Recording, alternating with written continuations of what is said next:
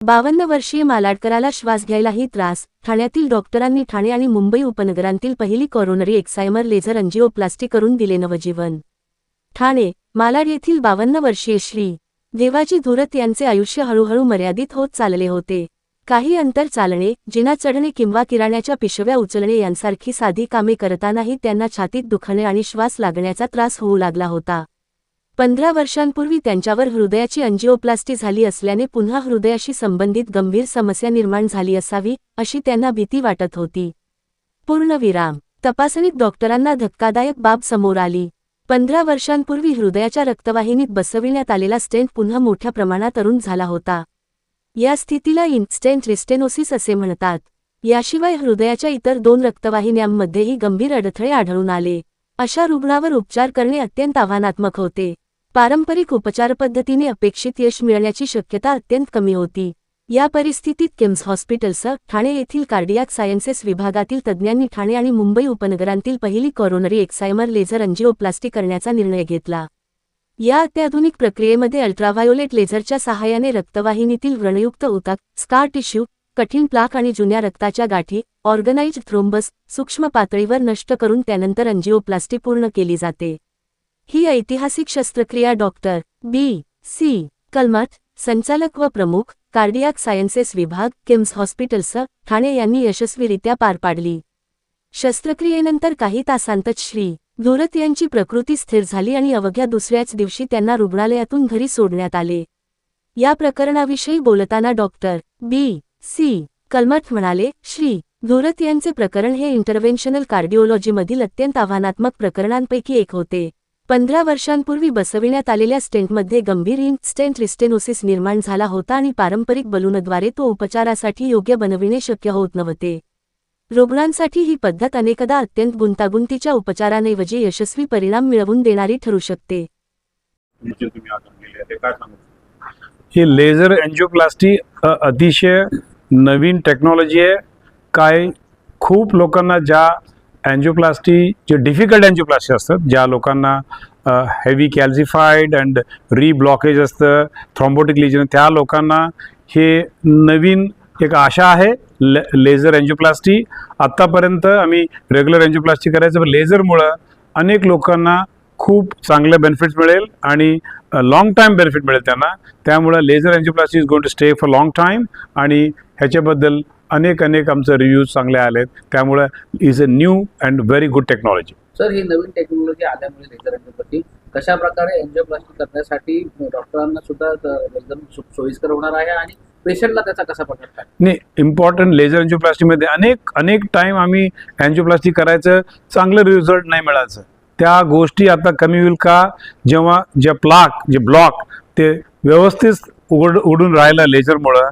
Wien you get a good highway, म्हणजे angioplasty म्हणजे मोठे हायवे बनवतो आम्ही हार्टमध्ये, त्या हायवेमुळं कन्स्ट्रक्शन जे आहे ते लेझरमुळं सुरेख होईल आणि रिझल्ट खूप चांगले भेटेल. वेन रिझल्ट ऑन टेबल चांगलं भेटलं तर अनेक वर्ष पेशंट चांगलं राहील. That's advantage. थँक्यू. संपूर्ण प्रक्रियेमध्ये एंजिओप्लास्टी झाल्यानंतर सुद्धा अनेक गोष्टींची काळजी जी आहे पेशंटनी किंवा नागरिकांनी घेतली पाहिजे, त्याबद्दल काय? मी मगाशी सांगितलं तुम्हाला, एंजिओप्लास्टी करा, बायपास करा, बट नियमित रूपाने मेडिसिन्स, आहार, एक्सरसाइज, व्यायाम हे फार इम्पॉर्टंट आहे. आणि ब्लड प्रेशर, डायबिटीज कंट्रोल ठेवणं आणि always stay away from tobacco, smoking, very important. ह्या सगळ्या गोष्टी काळजी घेऊन अनेक वर्ष, मग आमचं 20-30 वर्षापासून एंजिओप्लास्टी केलेले पेशंट अजून टकाटक चांगले, हे important. Thank you sir. KIMS hospital की तरफ से लेजर एंजियोप्लास्टी जो है वो शुरू की गई है, मेरे ख्याल से मुंबई में महाराष्ट्र में पहली बार भी शुरू हुई, क्या बताना चाहिए?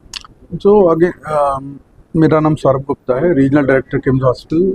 आज हम लोगों ने एक नई टेक्निक थाने की जनता को उपलब्ध कराई है जिसका नाम है लेज़र एक्साइमर एंजियोप्लास्टी. तो थाने की पहली मशीन है और बॉम्बे की 4th मशीन है. ये बहुत ही क्रिटिकल जहाँ पर केसेस होते हैं, जहाँ पर नॉर्मल बैलून एंजियोप्लास्टी नहीं की जा सकती है, वहाँ पर यूज़ किया जाता है 10-15 परसेंट पेशेंट में.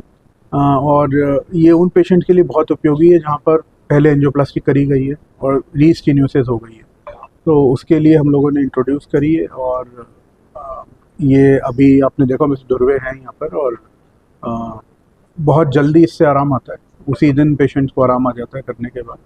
और ये एक कड़ी है, बहुत सारी चीज़ें हम लोग आगे लाने वाले हैं। हम लोग हार्ट एंड लंग ट्रांसप्लांट भी स्टार्ट करने वाले हैं। तो अगेन ऐसी काफ़ी चीज़ें जो थाने में नहीं है मेडिकल फील्ड में, हम लोग पिछले 1 सालों में काफ़ी चीज़ें इंट्रोड्यूस करी हमने, ये उसी कड़ी में है। और आगे अगले 6 महीनों में आप देखेंगे काफ़ी नई चीज़ें जो थाने में नहीं है मेडिकल सर्विसेज में, वो किम्स आपको उपलब्ध करें।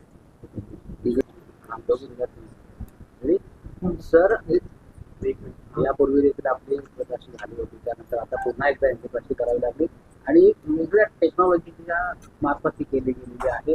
काय सांगा, काय संपूर्ण नमस्कार, माझं नाव भिवाजी श्रीकृष्ण धुळत आहे. जसं सरांनी मगाशी सांगितलं की माझी पहिली एंजिओप्लास्टी बॉम्बे हॉस्पिटलला 2010 साली झाली होती. त्याच्यानंतर आज माझी पुन्हा एंजिओप्लास्टी झालेली आहे. पण त्या एक्सपिरियन्समध्ये आणि या एक्सपिरियन्समध्ये जमीन आसमानाचा फरक आहे. त्यावेळेला थोडासा मला कदाचित त्रास झाला होता, ओके. पण आताच्या ह्या नवीन टेक्नॉलॉजीमध्ये मला हॉनेस्टली स्पीकिंग मला काहीही म्हणजे त्रास झाला नाही आणि कळलं पण नाही की आतमध्ये नक्की माझं ऑपरेशन चाललं आहे किंवा काय करतायत ते. पण जेव्हा सरांनी मला सांगितलं की भिवाजी ऑल ओके, ऑपरेशन झालेलं आहे, आता सर्व ब्लॉकेजेस क्लिअर झालेले, तेव्हा मला कळलं. तोपर्यंत मी शांतपणे ओटीमध्ये झोपलो होतो. त्यामुळे एक्सपिरियन्स असा आहे की खरंच काही त्रास होत नाही त्याचा. काय मेसेज आहे की प्लीज जसं सरांनी सांगितल्याप्रमाणे एक्सरसाइज, चांगलं अन्न आणि स्पेशली टोबॅको, सिगरेट्स आणि अल्कोहोल यापासून खरंच आपण दूर राहिलो तर खरंच चांगलं आणखी रिझल्ट प्रत्येकाला आपल्या हेल्थसाठी मिळू शकतो.